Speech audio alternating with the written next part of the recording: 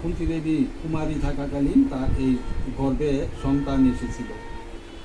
কুণ্ডল সহ কর্ণ জন্মগ্রহণ করেছিলেন। এই অসাধারণ লক্ষণ দেখে বোঝা গিয়েছিল যে ভবিষ্যতে তিনি একজন অপরাজয় বীর হবেন এবং মানুষের জন্মের পরপরই যারা জ্যোতিষী আছেন তারা বলতে পারেন এবং যারা ভাগ্য গণনা করেন তারা বলতে পারেন যে এই সন্তানটি ভবিষ্যতে এই সন্তানটির ভবিষ্যৎ কেমন হবে সেটি তারা বলতে পারেন। তো কর্ণের যে তার যে লক্ষণ কর্ণের মধ্যে সেটি ছিল যে তিনি একজন বীর যোদ্ধা হবেন।